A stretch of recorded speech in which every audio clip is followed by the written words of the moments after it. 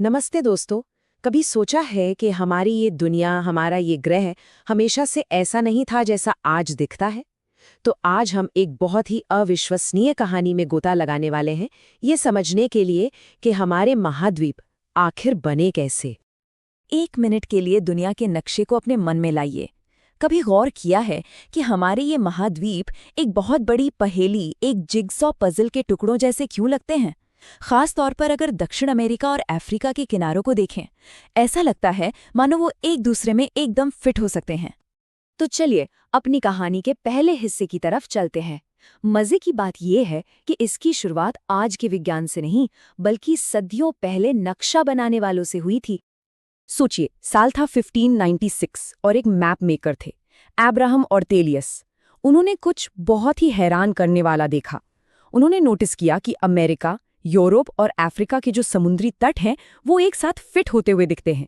और उन्होंने ही सबसे पहले ये आइडिया दिया कि शायद ये सारे महाद्वीप कभी एक साथ जुड़े हुए थे और बाद में भूकंप और बाढ़ जैसी ताकतों ने उन्हें अलग कर दिया।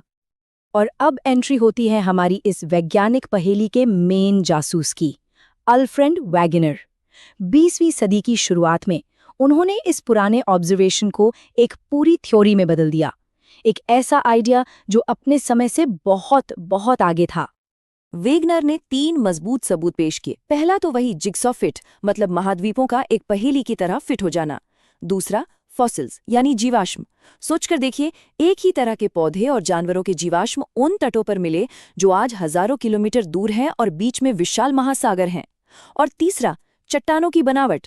अलग अलग महाद्वीपों पर एक जैसी चट्टानें और पहाड़ मिलना, ये कुछ वैसा ही था जैसे किसी एक ही किताब के फटे हुए पन्ने अलग अलग जगह मिले। इसी को उन्होंने नाम दिया कॉन्टिनेंटल ड्रिफ्ट, मतलब महाद्वीपीय विस्थापन। उनका कहना था कि पृथ्वी के महाद्वीप समय के साथ समुद्र पर खिसकते रहे हैं। लेकिन उनकी थ्योरी में एक बहुत बड़ी कमी थी, एक बहुत बड़ा सवाल जिसका जवाब किसी के पास नहीं था। आखिर वो कौन सी जबरदस्त ताकत है जो पूरे के पूरे महाद्वीपों को अपनी जगह से हिला सकती है? ये रहस्य दशकों तक अनसुलझा ही रहा, जब तक कि 1950 के दशक में नई टेक्नोलॉजी नहीं आ गई, जिससे वैज्ञानिकों को पृथ्वी की सतह के बहुत नीचे उसकी गहराई में झांकने का मौका मिला। और यहीं से सामने आई प्लेट टेक्टोनिक्स की क्रांतिकारी थ्योरी। ये वही पहेली का खोया हुआ टुकड़ा था, वो इंजन जो वैगनर की थ्योरी से गायब था। इस थ्योरी के मुताबिक पृथ्वी की जो बाहरी परत है वो कई विशाल प्लेटों में बंटी हुई है, और ये प्लेट्स पिघले हुए मेंटल के ऊपर तैर रही हैं, बिल्कुल वैसे ही जैसे गरम सूप के ऊपर ब्रेड के टुकड़े तैरते हैं। तो ये महाद्वीप हिलते कैसे हैं? चलिए इसे बिल्कुल आसान भाषा में समझते हैं। पृथ्वी का जो एकदम गरम कोर है वो मेंटल को गर्म करता है।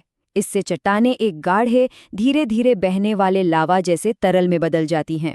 इससे मेंटल के अंदर विशाल धाराएं बनती हैं, बिल्कुल वैसे ही जैसे बर्तन में पानी उबलता है। और यही धाराएं अपने ऊपर तैर रही ठोस टेक्टोनिक प्लेटों को अपने साथ खींचती हैं, और उन्हीं प्लेटों के साथ हमारे महाद्वीप भी खिसकते हैं। यही वो ताकत थी जिसे वैगनर ढूंढ रहे थे। तो अब जब ये रहस्य सुलझ गया है, तो चलिए जरा हमारे ग्रह के जमीनी टुकड़ों की करोड़ों सालों की इस शानदार कहानी पर एक नजर डालते हैं। हम कहाँ से आए हैं और कहाँ जा रहे हैं। कल्पना कीजिए, आज से करीब 33 करोड़ साल पहले दुनिया की सारी जमीन एक साथ जुड़ी हुई थी। एक अकेला विशाल महाद्वीप जिसका नाम था पेंजिया। उस वक्त कोई भी एक कोने से दूसरे कोने तक पैदल जा सकता था।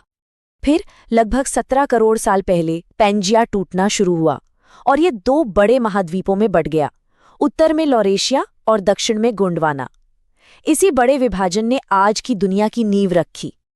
और इस प्लेट टेक्टोनिक्स की जबरदस्त ताकत का एक शानदार उदाहरण है हिमालय का बनना।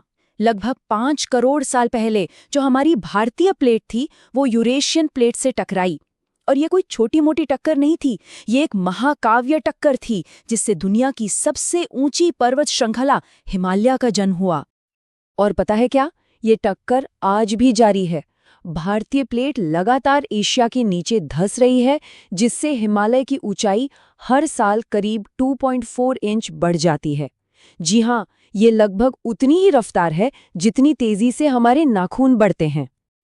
तो भविष्य में क्या होगा? वैज्ञानिकों का अनुमान है कि ये महाद्वीप अभी भी चल रहे हैं और आज से लगभग 25 करोड़ साल बाद वे फिर से मिलकर एक नया विशाल महाद्वीप बनाएंगे, जिसका नाम रखा गया है पैंजिया प्रॉक्सिमा।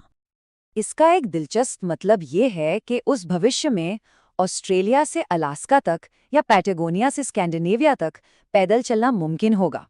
ये सुनने में किसी साइंस फिक्शन फिल्म जैसा लगता है ना? तो अंत में एक सवाल छोड़ जाते हैं, अगर पृथ्वी की सतह हमेशा ही गति में है तो सोचिए आज से 30 करोड़ साल बाद हमारी ये दुनिया कैसी दिखेगी। ये हमें याद दिलाता है कि दुनिया का नक्शा कोई पत्थर की लकीर नहीं है, ये तो हमारे ग्रह की लगातार बदलती कहानी का बस एक पल है।